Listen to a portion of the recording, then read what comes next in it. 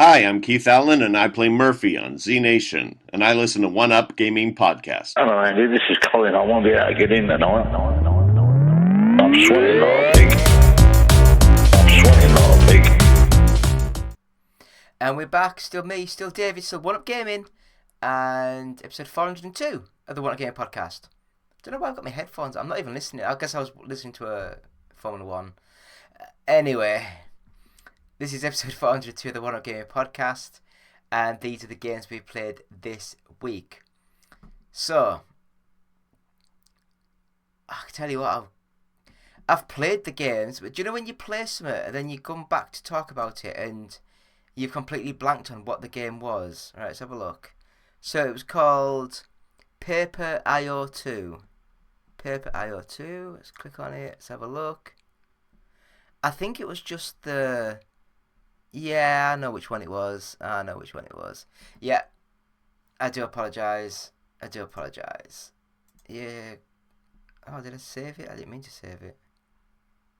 No, that's fine. So, Paper IO2. Now, this game...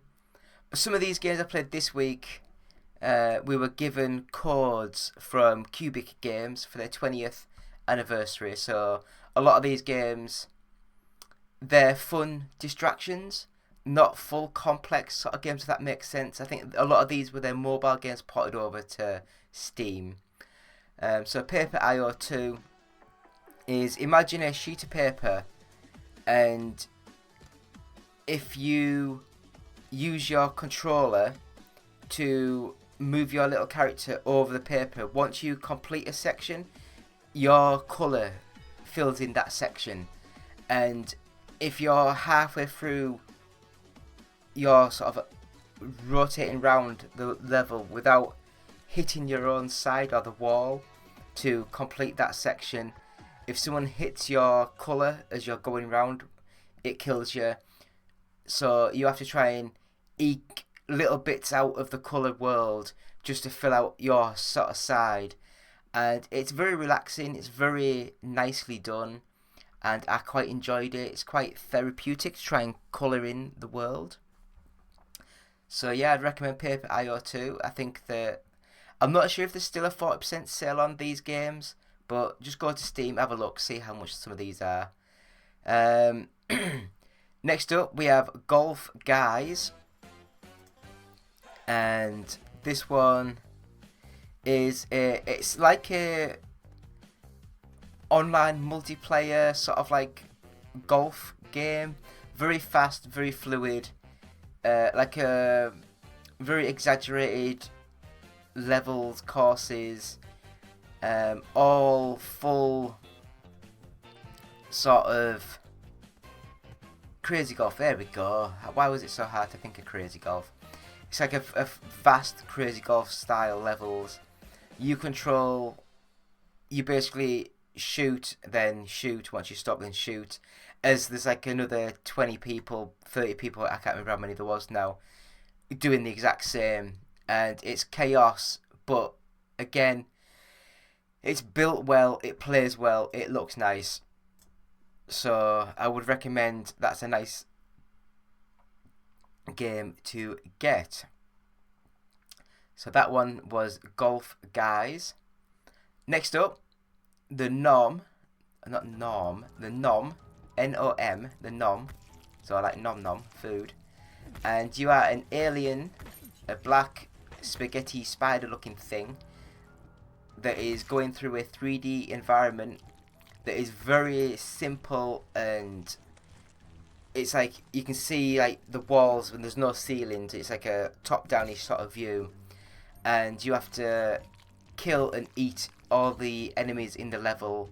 You can go over walls, through doors, through windows, and again, very simple concept, but it is executed well. It's a fun little game. You just climb around and eat things. It is fun little game. So the Nom, great little game there. Next up, now this one I've played many times on my phone, but this one is called Helix Jump. And you are like a ball that bounces and there is like the level that you can rotate around, and there is certain colours that you can go through, but the red ones, if you hit that, it kills you. So as the ball drops, you have to rotate the level round, and you go through like the coloured sections right the way through to the end, and the quicker you do it, the more points you get. So again, it is a very, I think this is one of the most simple sort of ones that I played, and it's still a fun little game, but it's a game that I think that you don't want to be paying a couple of quid for. It's one of the ones where it's a fun game, but download it for free on your phone. That's what I would say, unfortunately. So we do have a video put up of the unofficial Nintendo 64 collection first look of the book.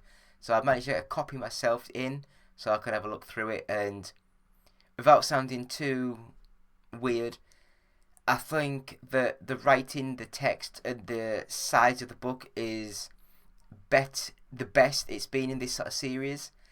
Don't get me wrong, I love the Sega Saturn one because that's my console of choice. That's why that one was created and written first.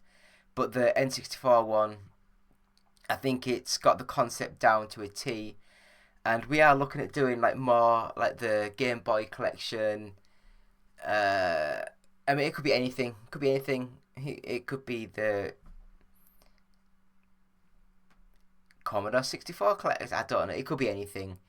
But yeah, we've got that book out now. So again, all the books are available on Amazon. So just search Amazon for unofficial Sega Saturn collection, unofficial PlayStation collection, and the unofficial Nintendo 64 collection.